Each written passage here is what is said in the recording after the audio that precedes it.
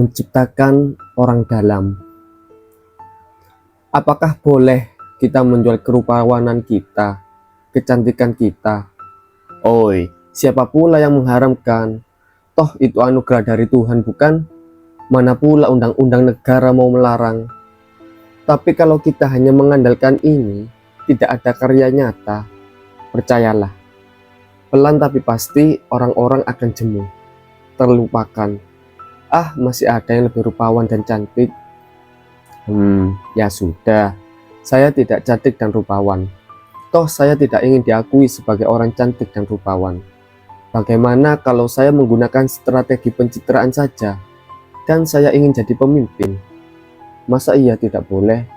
Saya akan mendatangi yayasan-yayasan, membantu apa saja yang mereka butuhkan. Kita harus saling membantu, bukan? Iya, baik. Mulia sekali, teman. Malah ini trik terefektif untuk meluluhkan orang banyak. Jangan-jangan ia juga kepincut dengan pencitraanmu. Oi, diangkat jadi pemimpin, sekaligus jadi menantu. Benar-benar cita-cita penuh cinta. Tapi teman, kalau tidak ada hal konkret yang kita kerjakan, hanya sibuk janji gula pada mereka, tak butuh waktu lama orang-orang ogah menengok kita, terlupakan. Apa itu hanya cakap angin, kentut pula. Ah munafik, ngapain kita main pencitraan di hadapan orang-orang? Apa adanya lebih baik. Lihat, saya saja meski anak orang terpandang di masyarakat, hidup bersahaja dan merakyat. Toh keluarga saya terhormat. Kalaupun saya maksiat, jangan-jangan mereka hanya diam dan mengikut, lantas berseru, oi, jangan-jangan ia menjadi terhormat gara-gara melakukan itu. Baiklah, apa salahnya aku meniru? Lupakan, jangan jadilah diri sendiri. Siapa tahu aku ikut menjadi terhormat. Parah. Baiklah, semoga saja masih ada prestasi yang dimiliki olehnya, meski dengan gembor-gembor. Ini loh keluargaku. Setidaknya kalau nanti orang muak dengannya, masih ada prestasi yang bisa kembali dibanggakan. Wah, hebat ya orang itu, bisa menyembuhkan orang korupsi. Halah, untuk apa mereka repot-repot berusaha ingin ini, ambisi itu, menjual tampang, nama besar, pencitraan, sogok, suap. Ah, rumit amat. Kalau ada orang dalam, kita tidak perlu mati-matian berkompetisi kan?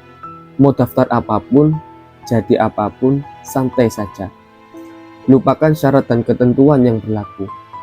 Punya kenalan, orang dalam di suatu instansi, lembaga, kantor, perusahaan merupakan alternatif terbaik untuk menjadi bagian dari mereka. Tak perlu harap-harap cemas. Apakah boleh? Kalau tidak tahu malu, ya boleh-boleh saja. Tapi kalau hanya itu modal kita, hanya soal waktu kita benar-benar sadar, kita memang nol prestasi. Tapi tenang saja teman, kita masih punya orang dalam lain. Ketika kita produktif, berkarya nyata, bermanfaat bagi banyak orang, maka itulah orang dalam kita. Siapa sih dia? Dia adalah diri kita sendiri.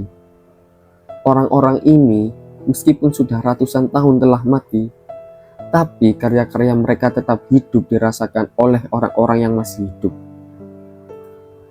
Lihatlah rel kereta api itu, Bing.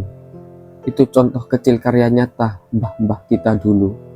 Mereka telah lama mati, tapi jalan kereta itu tetap hidup, bermanfaat sampai sekarang. Bapak menunjuk rel kereta api. Kami berdua sedang duduk di peron.